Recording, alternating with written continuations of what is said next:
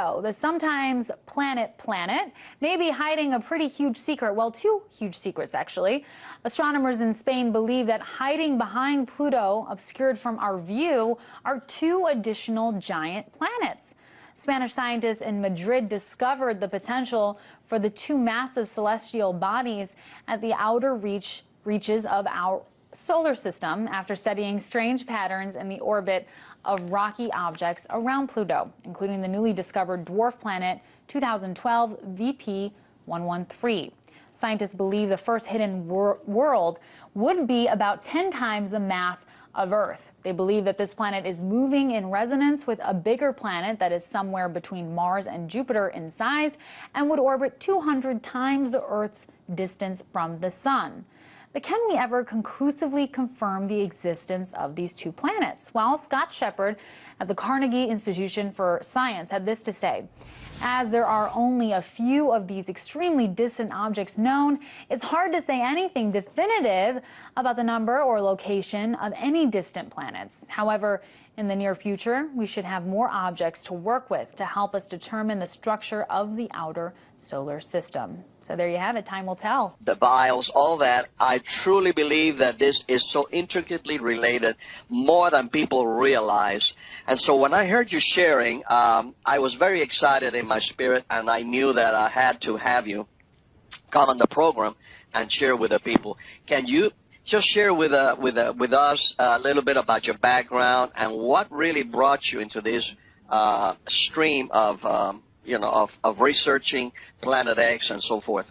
Well, my search, I read an article years ago, what's up to 4 times as large as Jupiter is so controversial that many astronomers don't know much about it, and is the most high-concept conspiracy theory in existence. And, of course, that was an article about Planet X. So, with a personal background in investigative research, when I first heard of it, the concept interested me. I realized that close to 1 million people a month were searching for answers on Google, and I believe it was the most popular topic, and still is, to date, on YouTube. So I heard an episode on the J.R. Moore National Radio Talk Show where he had spoken with some top naval brass retired, and they'd indicated the reason they had moved to the Ozarks was for safety. Then I ran across a video on YouTube, 15-minute interview with an insider, codename Arizona. He'd actually seen Planet X through the Hubble. I believe the title of the video was The Red Devil Planet Revisited. I also noted some Russian TV news programs about Planet X. And the Russians, as you know, believe the object exists, is inbound, and they built massive shelters, some of them up to 200,000 people on the side of a mountain in the Urals and throughout the country in preparation. And then you had the mysterious death, allegedly by fast-acting throat cancer, of Dr. Robert Harrington, the chief astronomer of the U.S. Naval Observatory, when he was right on the verge of going public. That all added fuel to the fire.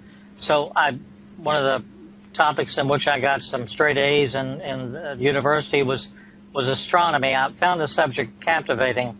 I entered upon a several-year-long pursuit of knowledge, and after completing my research, I wrote a book entitled Planet X, the 2017 Arrival by David Mead.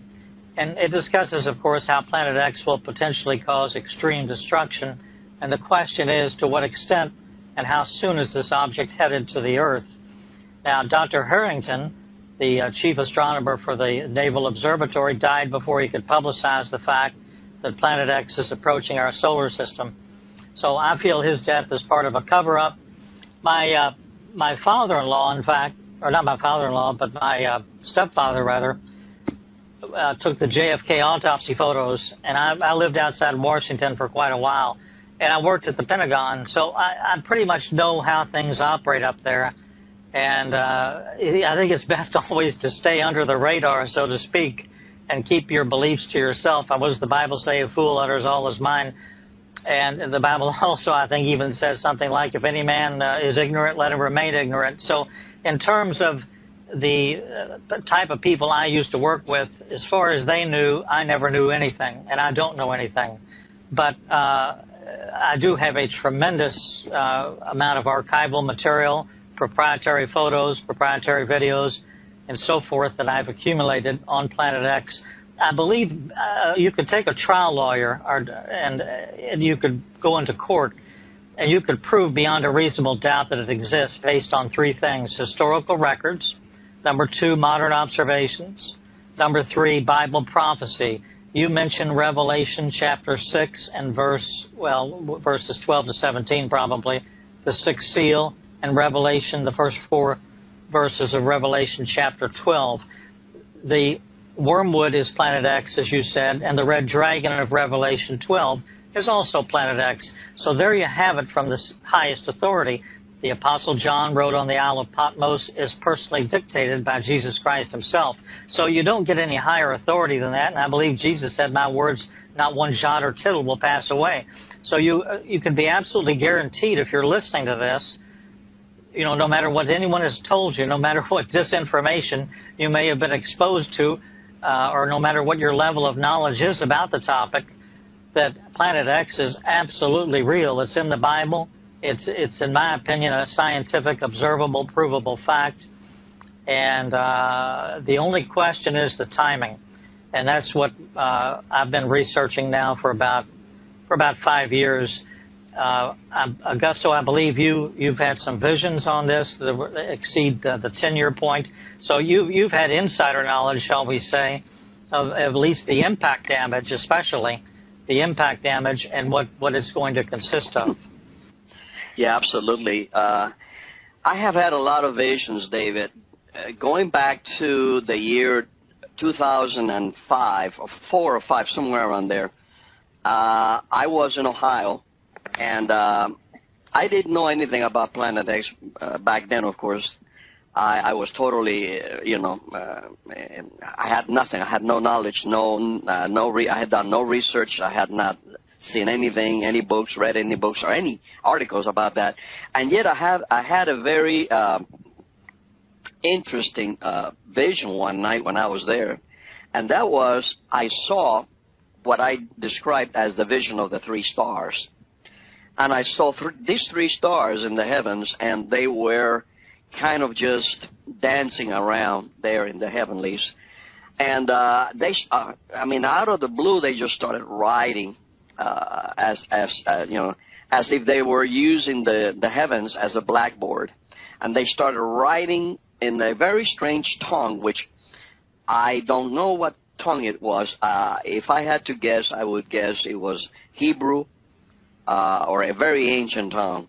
I just don't know. And as I began to see them writing in the heavenlies, I began to then realize that I was able to translate what they were writing.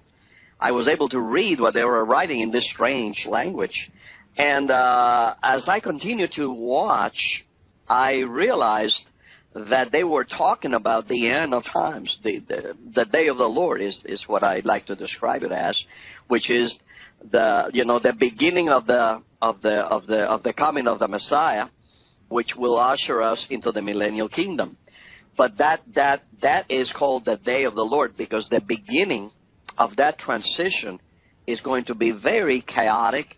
It's going to be cataclysmic, which is what the book of Revelation describes, and as well as the book of Isaiah and many other books in the Bible describes the earth, going back and forth, shaking like a drunkard, reeling back and forth. And there's other scriptures that talk about the earth actually tilting on its axis and shifting. And, we never knew what that meant until recently, with when scientists have begun to talk about Planet X and what a celestial object of that magnitude could do to the earth. So back in 2005, as I was watching the 3 stars riding on the heavenlies, all of a sudden I was sucked into the vision, and I was beginning to see horrible things happening. I began to see horrific earthquakes taking place. I began to see horrific disaster, cataclysmic events taking place in the country. The country was decimated. The United States was decimated. There was a tremendous hunger, a horrific hunger. People began to cannibalize each other it was horrific, the things that I saw, tremendous persecution. I began to see the mark of the beast. I began to see the end times. It was the tribulation. I saw the tribulation. And the thing that I will never be able to get out of my mind is not those events as much as the pain, because I could not only see, I could not only hear, but I could also feel what the people were feeling, and I could feel their pain, and their pain was horrific. I could hear their screams and their pain, and it's something that I will never be able to forget. And so I saw these things back in 2004 or 5, somewhere around there, and I never figured out what that all meant, David, until I began to learn more about Planet X. Then I had other visions. The visions continued to come. I began to see this large object, which looked like a moon. It began to appear in many of my dreams, and I didn't know what that was. I began to have many other experiences like that. I began to see the red, sun, the brown dwarf. I saw that as well in the distance. I had many experiences like that until recently, when I am beginning to see these things way closer. Now I see them way closer, much bigger, and I believe that these things are upon us. And there is an urgency in my heart to tell the people, to warn the people, because I know there's other people out there and they talk about it, but it seems like they are not really putting the emphasis that this topic deserves, because this is going to be a game changer. This is going to change the lives on this planet like we have never seen it. This is going to be way worse than a world war. This is going to be way worse than a financial collapse. This is going to be way over above everything that we could even imagine. This is going to be way worse than an EMP blast, because this is going to cause cataclysmic events the likes of which we have never seen. And so the people need to be prepared. The people need to be aware. People need to be prepared, first of all, spiritually, of course, because if they don't know Jesus Christ, then they're lost. There's going to be a lot of people's lives that are going to be lost, David. I saw massive amount of loss of life. And we know, you know as well as I do, that the whole East Coast, the West Coast, all the Gulf, all that area there, and in many parts of the world, I would say, 80-90% of the population of the world lives close to the coast. So, and close to the bodies of water. And so when this event happens, it's going to be horrific. And so people need to know. People need to know. They need to be prepared. They need to be saved. They need to be made aware of this thing and how close it is. And so I just want to give you the opportunity, David, to share and continue sharing some of these things that you see coming and you have researched. I know that you sent me a very, very interesting material, Microsoft Excel, regarding the dates, and we'll talk about that later. We don't have to get into that, but this goes along with what I was sharing about the woman clothed with the sun. And, this year also happens to be a very important year. I don't know if you follow that, but this is the year of Jubilees. And this is not just any Jubilee. This is the 70th Jubilee since Joshua entered into the Promised Land. And this is also the 40th Jubilee since the coming of Messiah, Jesus Christ. So, and of course, and now you're saying that something of incredible importance will be happening within a year from this coming fall feasts. So go ahead, David, and continue to share on this very interesting subject. Sure, Augusto. Of course, I agree with absolutely everything you've said. You've said it very eloquently, and in fact, you've done a very good 500-word synopsis of the whole tape for people that are not able to listen to all of it, but I hope they are, because you've touched on every key point. And one key point you've touched on is that the spiritual dimension is so important. Jesus himself said in Matthew 24, the end time discussion and so forth with the disciples, he said, your faith is going to save you. And so this is mostly a spiritual battle. These people that are left behind in the Great Tribulation, and I assume we're talking, when all of these events are happening, I believe at that point, at various points, we are somewhere within that 42-month, 3.5-year Great Tribulation period marked in the book of Revelation, where the New World Order system arises and the mark of the beast, which is basically, I believe, going to be sponsored by the United States. I have a friend out in California who has actually worked in the military in some of the underground facilities in Colorado, and there's more underground facilities in Colorado than any state, and there's hundreds and hundreds of arrays of, crazy supercomputers and so forth. The New World Order system, I believe, will begin and will be initiated right here from within the United States, unfortunately. And so it's probably, in a way, if a person has missed the rapture, it's the most dangerous country to be in. You might make a better living on, in Fiji or somewhere else, or South Africa. The Russian Empire, very interestingly, under Putin, he is trying to restore it to its former glory. Of course, the man is a dictator, but he has some good attributes. And, Trump admires him, and he seems to admire Trump. I don't want to talk about politics, but Putin is a very interesting character. And I believe in Daniel chapter 11, he may be referred to as the king of the north.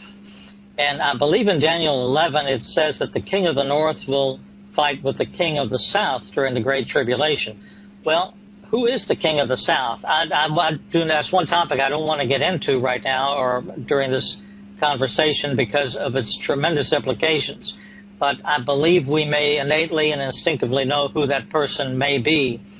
And that the king of the south refers to someone, in my opinion, using Jerusalem as a base for geography, who was born south of there, perhaps in Africa, perhaps in Hawaii, anywhere south of Jerusalem. So you've got the king of the north and the king of the south fighting during this Great Tribulation period.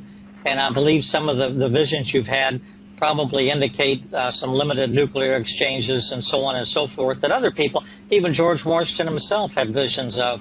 And Dmitry Duduman, he has had the same type of visions. Russia will attack America at some point, and it could be related to what happens in the Middle East. I know Putin has threatened to attack the United States if we in any way assist Israel in attacking Iran.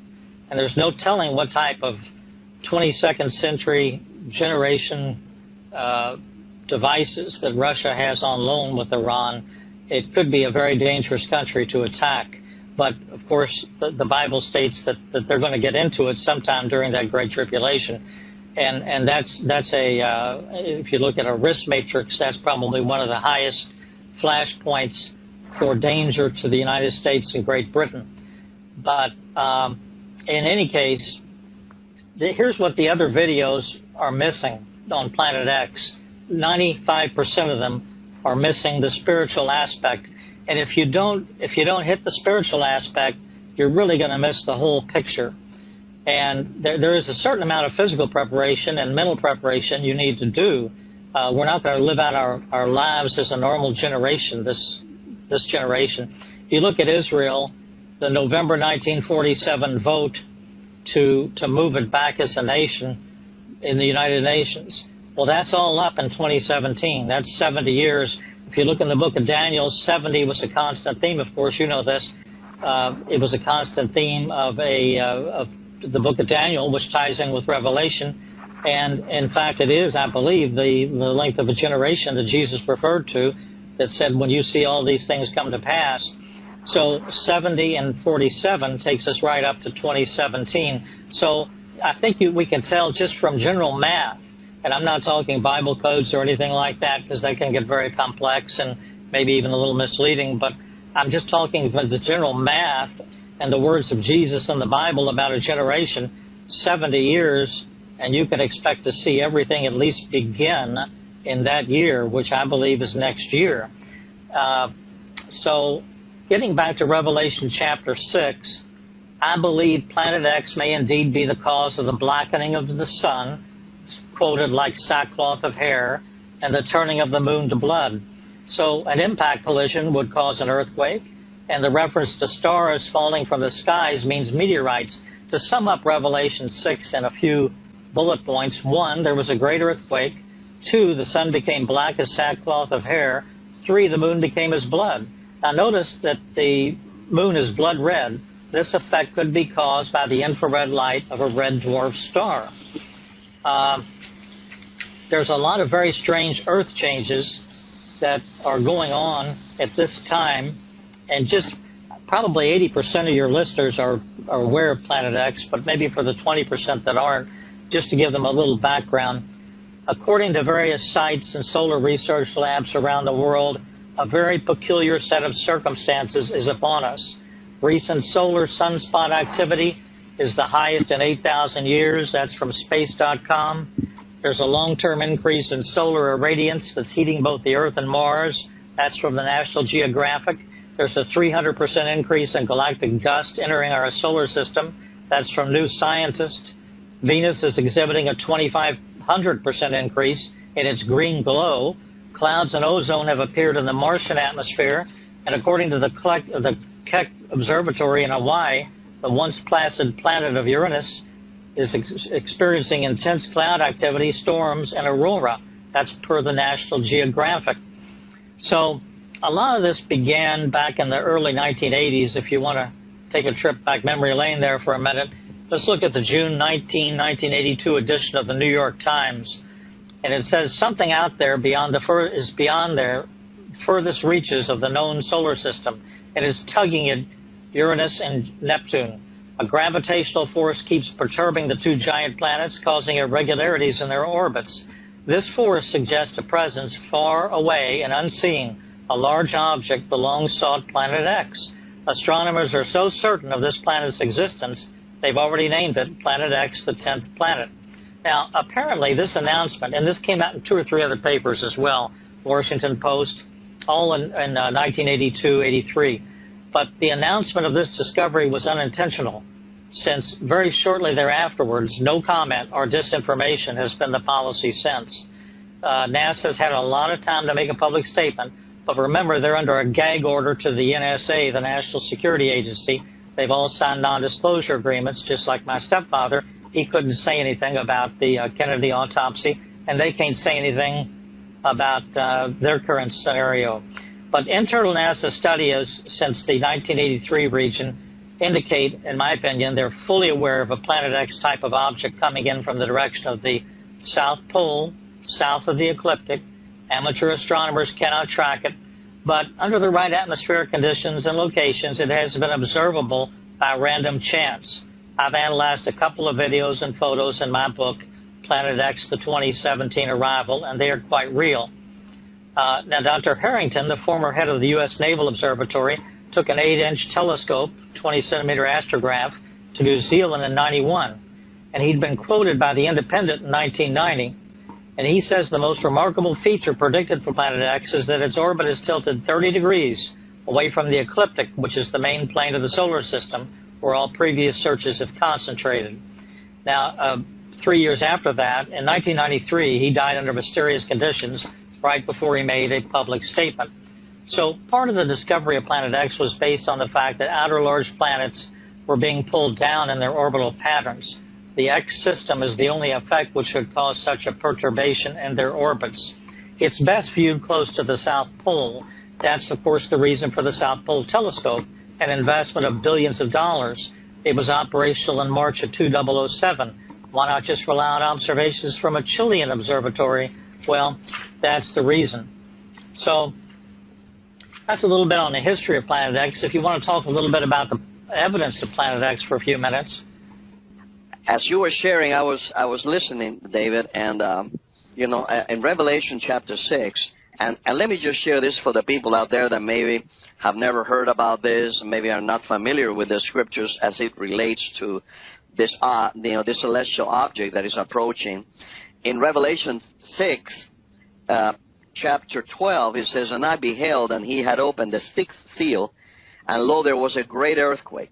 Now, that word there, great earthquake, is pretty interesting, people. And you need to understand that the word there, great, is mega. That is actually the word used in the original Greek, is a mega earthquake. This is, I mean, we're not talking here about a 7.0 earthquake, or even an 8.0, or even a 9. 9 is is very large, and it was a 9.0 earthquake, the one that triggered the Japan tsunami a few years ago. And so this is talking about a mega earthquake. Maybe we're talking, I don't know, maybe a 10.0, a 10-pointer, or maybe 11 or greater.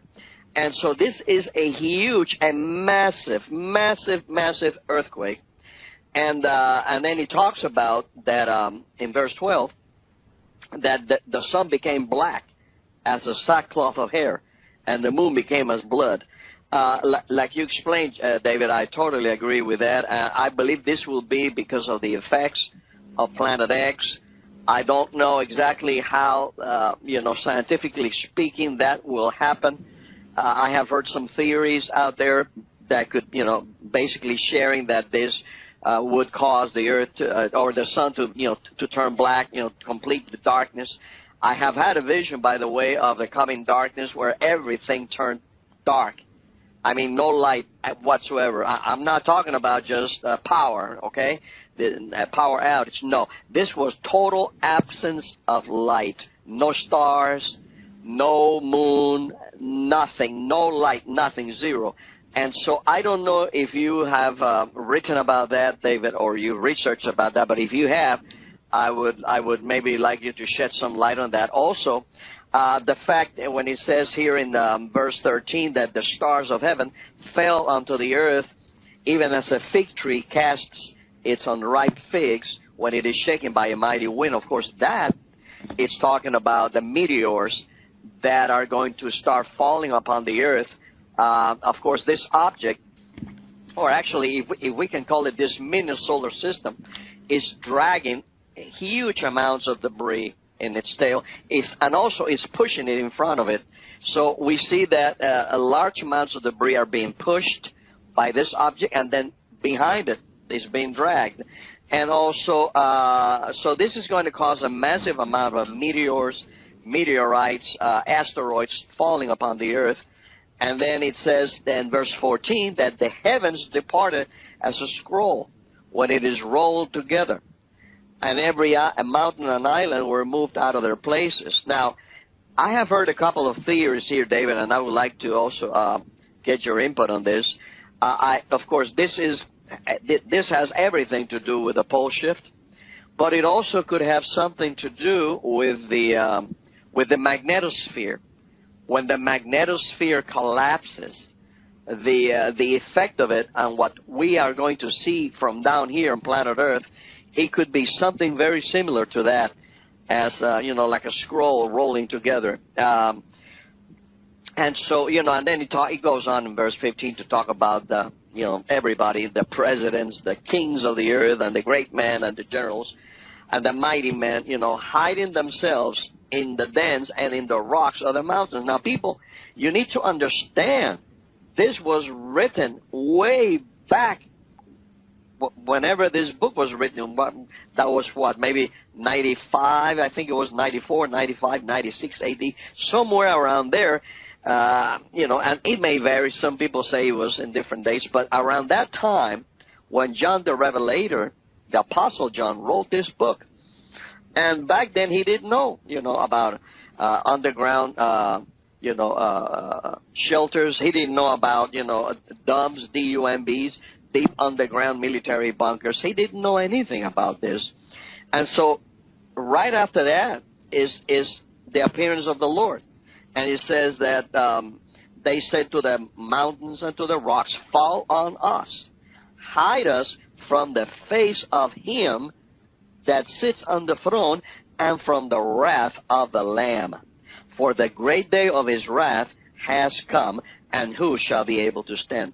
Now here, people, he's talking about the day of the Lord, the day of his wrath. Throughout the scriptures, whenever we read scriptures, it talks about the day of the Lord, and we also see it is also always related. The day of the Lord is always related to God's wrath, when God pours out his wrath upon the evil and the inhabitants of the earth. And this is where I believe, David, that God separates his people, the evil from the righteous. And I do believe that the righteous, the seed of God, the remnant, the elect, those that are saved, washed by his blood, will not be partakers of the wrath of the Lamb, of this part. We will partake, and we are partaking of the wrath of the devil, of the wrath of evil men on the earth, of diseases, wars, persecution. People are being beheaded right now as we speak.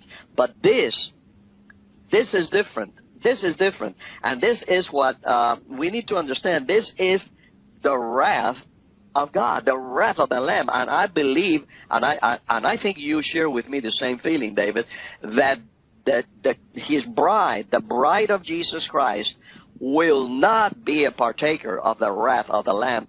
And that is what this is all about, isn't it? Exactly. That's exactly right. Now, we don't know when the rapture is going to happen, right before the Great Tribulation, right at the beginning of it, towards the end of it, in the middle of it. We don't know exactly the day. No one knows the exact 24-hour time span. But it is going to, we know the rapture will happen. It's guaranteed. And the purpose is to remove, what's called the Philadelphia church from the earth. And a lot of the other churches remain, as you say, because they need to be further tested and so forth. But and they sure will be during that 3.5 years, or whatever portion of it they have to go through. Now, what you said earlier regarding what's going to create a lot of these situations is, I think part of it's what's called the kill shot scenario. In other words, we're talking here an X60 solar flare leaping from the sun when planet X approaches. The coronal mass ejection heads straight towards the Earth. What will happen? How much warning will we have? And this type of event may be our first overt sign of the nearness of the approach of X. A CME is a slow-moving cloud of charged particles. It's accompanied by an X-ray burst. Both have devastating effects. The X-ray burst will travel at the speed of light, and will reach the Earth's surface in 8 minutes. And when these X-rays hit, they will affect all Earth-orbiting satellites that are in line of sight. So you'll have GPS communications going down and communication satellites going down. This would be a first warning and an obvious signal to the group of people who happen to be watching. And then the second would be 3 to 4 days later, the CME, and that would cause transformers, which operate with copper wiring, to heat up and overload, and as design capacity is overloaded, of course, they burn up. And here's a real interesting question, almost a cosmic joke. What happens to the 440 nuclear power reactors? Well, most reactors require electricity to operate in the cooling systems, and huge levels of radioactive fuel, of course, are on site. Cooling on a continuous basis is the only way to prevent a meltdown. So you've got a smaller level, I would call it an apocalyptic scenario here, that's almost guaranteed, because if the reactor cores are not continuously cooled, you'll have a reactor core meltdown and fires in storage ponds for, spent fuel rods. That's the imminent result. So in other words, with a widespread grid collapse, in just hours after the backup, generators fail or run short of fuel, the reactor cores melt down. Then within a couple of days without electricity, the water bath over the spent fuel rods boils away and the stored fuel rods melt down and burn. Now, keep this in mind. Transformers are made to order. They're custom designed. They weigh about 300 tons. They cost more than $1 million. And there's a 3-year waiting list for a single transformer due to recent demand from China and India. So you can begin to grasp the implications of widespread transformer losses. Now, the Nuclear Regulatory Commission does have a week's supply of backup generator fuel at each reactor site, so the public will have 1 week to prepare for the meltdowns. And so that's something very, very interesting and on point. There's a fellow named Major Ed Dames who was part of a CIA Pentagon jointly sponsored project involving remote viewing. Now, personally, I don't agree with that, but it's pretty interesting. He stated that this project saw the end of days as being tied to a series of major solar flares over a 1-year period, and Earth was totally unprepared. And in a recent interview, he was asked whether Planet X or Nibiru may have been the cause, and he said he wasn't certain, but it was very probable. And one of his callers on the program made a very interesting observation. It was at the 11-minute, 50-second segment, and he raised a very interesting point. He stated he's with the military, and he ran across a document a few months ago, partly classified, partly unclassified, of a very large object moving through space towards the Earth. But the weird thing about it is that it's changing speed, it's changing vectors, every aspect on a daily basis, and they can't get a handle on it. So that raises the question, is Planet X under God's control? The military seems to know about it. Serious researchers know about it, and the world is drifting along. And the question is, are the listeners prepared? Amen.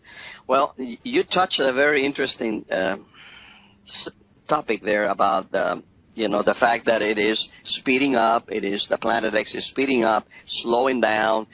There have been people that have had different takes on that. Of course, I have the book. I don't know if you've read the book or even know about the book by Doug Elwell. He wrote a book, and we reviewed him last year, Planet X, the Sign of the Son of Man. Very, very interesting take on that topic. Of course, I don't agree with all of his, of his thesis, because he believes it comes every 1,000 years or 2,000 years. And I tend to agree with the fact that the other theory that it comes every 3,600 years or so, plus or minus, because it ties it in with the Exodus. It ties it in with with Noah's flood and so forth. But one of the things that he says that really struck my spirit, and I believe that there's some truth to it, is the fact that he says Planet X is God's hammer, that he uses it to punish the inhabitants of the earth, every so often. Basically, he uses it to as a reset button. Whenever the planet, the inhabitants, has gotten out of hand, and that's what happened during the flood. When the man began to, messing with the DNA, they began, the fallen angels began cohabiting with the daughters of men, and giants were born unto them. And of course, in the book of Enoch, they go into detail about that, and the book of Jasher and many other books, which are not in the Bible, but they are, what I called non-canonical books, but they are mentioned in the Bible. Like the book of Enoch is mentioned in the Bible, is quoted verbatim in the book of Jude. He quotes a passage verbatim from the book of Jude, and there's no way that Jude would have known that except he had a copy of the book of Enoch in his shelf, in his library. The same with Jasher. It's mentioned in, I believe, is in the book of Chronicles. And so, these books, although they're not in the Bible, they're mentioned in the Bible. So I do believe they bear some weight. Maybe not as literal word from God, but they are books that I use for research. I use to confirm the Bible, and they both talk about the destruction of the planet. It talks about how the fallen angels came down to earth, cohabiting with the sons of man. And when this happened, the condition on the earth was very similar to what we are seeing today. We are seeing a lot of manipulation with the DNA. We are seeing men beginning to tamper with the human genome. They're beginning to create life, hybrids, crossing animals and people, and this is a no-no. in the eyes of the Lord. He just will not allow that. He will not allow his blueprint of creation to be destroyed, contaminated. So we see that happening now as it was in the days of Noah, just like Scripture says. As it was in the days of Noah, so shall it be at the coming of the Son of Man. So we see that happening. And also during the Exodus, we saw similar things happen that we read about in the book of Revelation, like, the darkness, one of the plagues. We saw the water turn to blood in the river Nile, which, by the way, has already happened in recent times, in the last few years. The waters have turned like blood color in the Nile, and in other parts of the world, we are seeing massive amounts of plagues and all kinds of things. So we are seeing this repeated. And if we study the ancient manuscripts, we also see that during the Exodus, in the Egyptian manuscripts, we see that they saw an object in the sky that they, I believe they called it dome shape or dome shape, and so they call it also, the destroyer. And so we read this in the not in the Bible, but although in the Bible it says about the destroyer, and in the book of Exodus it specifically says the destroyer passed that night when all the firstborn were killed. So there's a lot of interesting passages of Scripture. But anyway, going back to what I was sharing about the Planet X slowing down that you mentioned, David, and then speeding up, I do believe it is under the control of the Lord. And then there's another theory, too, that it is also one of those planets could be inhabited by the Anunnaki, which maybe people believe in them, maybe they don't believe. But let me just share this, and that is that the word Anunnaki, although it is not in the Bible exactly like that, the Bible does mention the Anakims, and it mentions the sons of Anak, the giant. And so the word Anakim, which is a kind of a close, it sounds similar to Anunnaki, Anakim, it sounds similar. I believe they are the same entities. The Anakims and the Anunnaki, those were the ones that were here when Moses went, when the Lord sent Moses and Joshua to conquer the Promised Land. They reported that there were giants on the land. They saw the giants there, the Anakims, and thus the Anunnaki. So that is another theory, David, that people can take it or leave it, but it is nevertheless another theory that one of these planets, at least one of them, it is inhabited by these kinds of beings, and so it is going to be a very interesting thing, because I do believe that this object, whenever it comes close to planet Earth, like it did during the Exodus, it caused tremendous upheavals and tremendous cataclysmic events.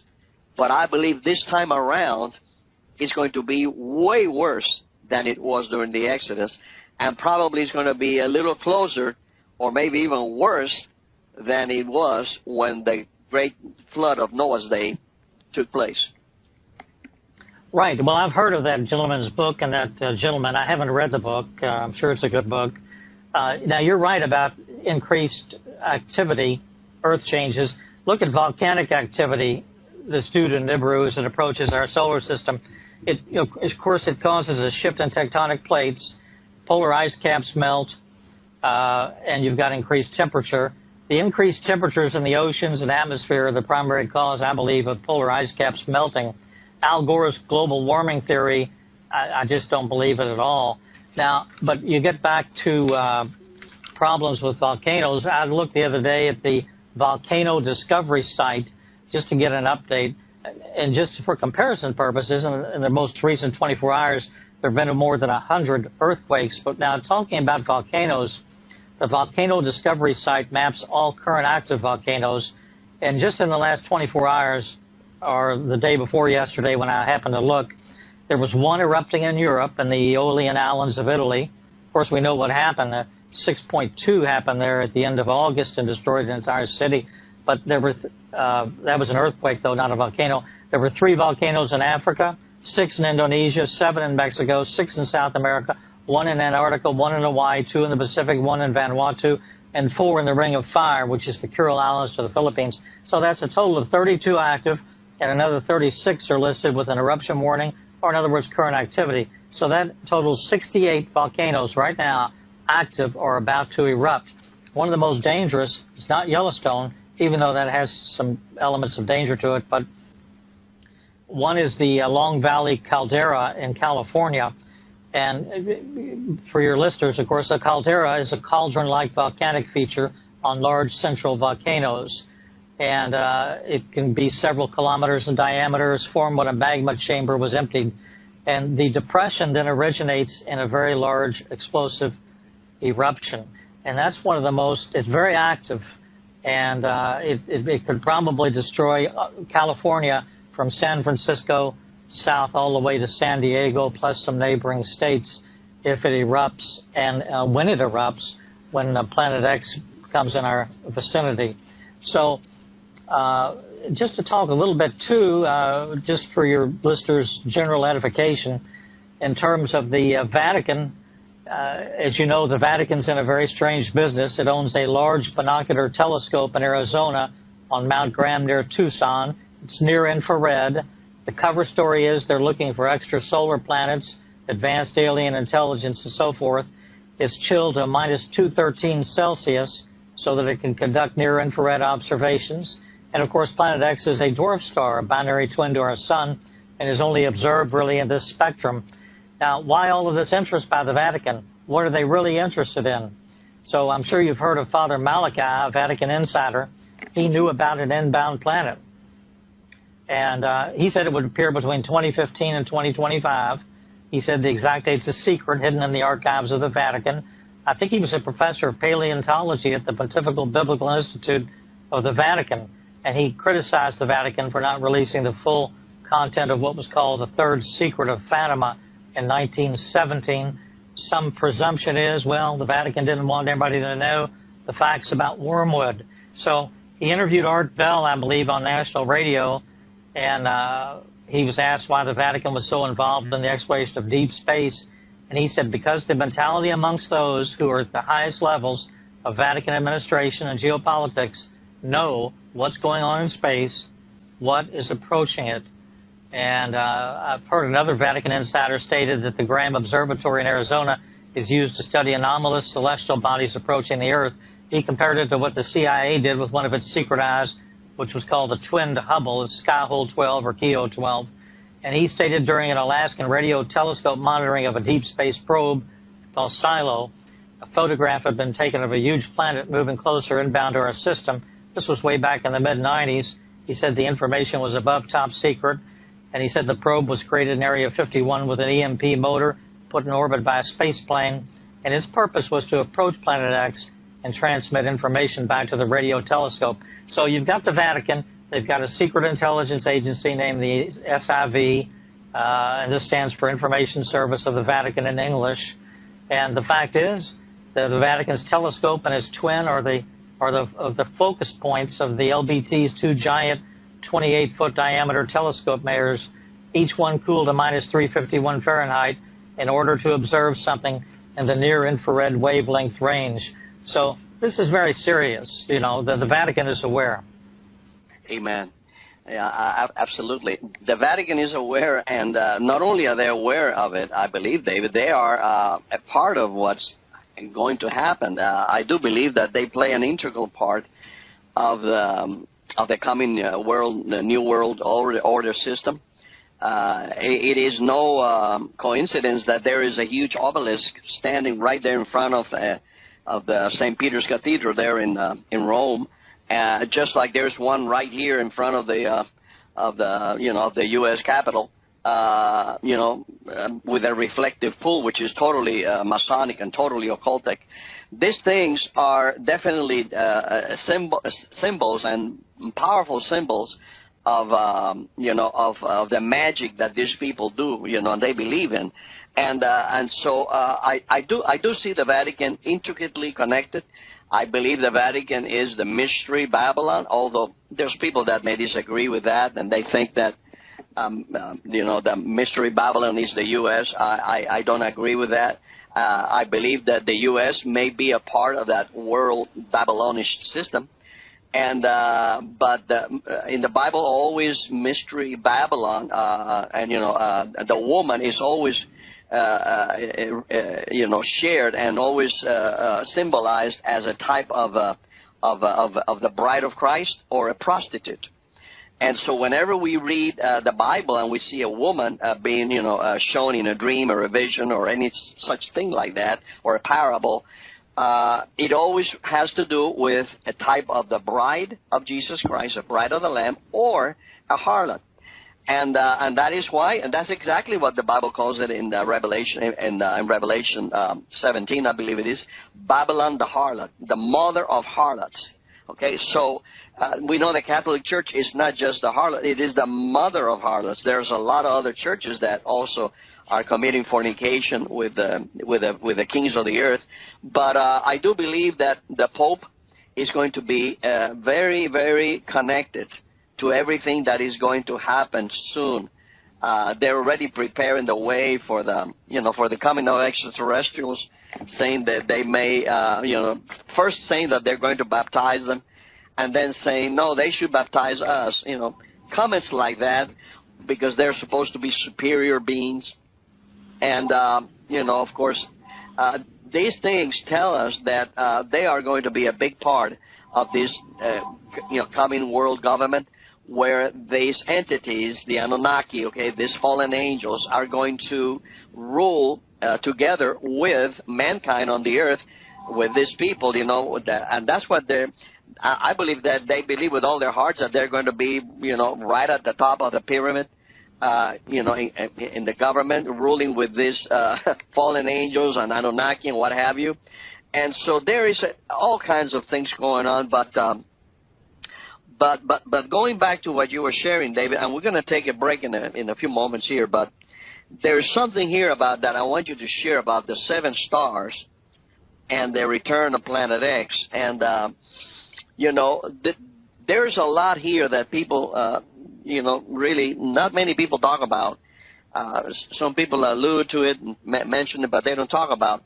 I think it was back in 2010, 2011, I began to realize, I got that revelation that this woman that was dressed with with the glory of the sun, with the brightness of the sun, and with the 12 stars on her head and the moon under her feet, and then the dragon, I just knew in my spirit that this was not what people and theologians were saying it was. I knew there was something deeper here. And when I began to find out the details about Planet X, and I began to realize that he had other planets, that Nemesis had other planets orbiting around it, one of them, which is Planet X, Nibiru. There are others like Helion, and it has a little moon around it, which is called Harrington. And then it has another planet called Arboda, and Nibiru even has another moon. And, all of these planets, I believe that they total 7 orbiting around this dragon. I just began to see that in the scriptures, where the dragon had 7 heads. And, of course, people have always referred to the dragon as the devil, and he is a symbol of Satan. But I do believe, David, that there's something here about that connects this to Planet X and to the destroyers. Other people call it Hercules. But this object is so terrifying that it looks like a dragon when it is in the sky, like with a tail and everything, and with the wings. And I do believe you have something to share about that. So we're going to take a short break now. And when we come back, I want you to just jump into that and talk to us about that. But let's hear this song during the break, and we'll be right back. Don't go away. This is Augusto Perez with Appearance Radio, and my guest today is David Meade. We'll be right back. Welcome back. You're listening to the Appearance Radio. I am Augusto Perez. And today we're interviewing David Meade, and he's been sharing some interesting things. He has a book out on dealing with Planet X and what is up ahead in the year 2017 and beyond. So we'll be sharing his contact information at the end of the program. But David, why don't you take some time at this time and share with the people the research, what you found out about this approaching object. As we were doing the break, I was just thinking about some of these things and the scripture and how throughout the scripture also, you know, it refers to Jesus Christ and connects him to the bright and the morning star and also the day star and you know, and it so many scriptures like in Revelation chapter 22 verse 16 where it talks about the bright and the morning star.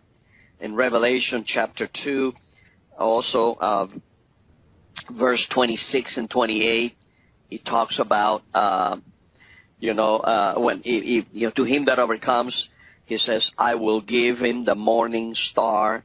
And so many scriptures in 2 Peter chapter 1 verse 19. It talks about, it says, we have a more sure word of prophecy to which you do well that you take heed as unto a light that shines in a dark place until the day dawn and the day star arise in your heart. So we see a lot of this mentioned in scriptures, David, about Jesus Christ, the bright and morning star, the day star. And, you know, I can't help but think that this object, you know, this dwarf sun, this second sun, has something to do with the appearance of Jesus Christ and with the coming of the Lord. Of course, to us, you know, it's going to be our redemption. But to those that are not his, it's going to mean destruction. Can you share a little bit about this and what your research has revealed to you? Sure. Well, you know, in fact, on the back of my print book, you were talking about the 7 stars. I'll just read this paragraph from the top back of my print book. There is no hiding this incoming solar system any longer. It consists of a dark star smaller than our sun, which hosts 7 orbiting bodies, some smaller than our moon and a couple of them larger than our Earth. The dark star is called Nemesis, or Planet X. The blue planet is called the blue Kachina. The planet that is larger than Earth, that is orbiting the dark star, is called Nibiru. It is also known as the planet of the crossing and the destroyer. There is another object, some refer to it as Helion. And so when we talk about Revelation 12, which I'd like to recap and get into in just a few minutes, I hope your listeners are sitting down, because I don't think this has really been widely distributed. I don't know if anyone else has done extensive analysis on it, because I believe this information that I have in the book and that I can speak of in person indicates, you know, back in Genesis, God said he put in the stars and the systems and the constellation and what the Bible refers to as the Mazzaroth.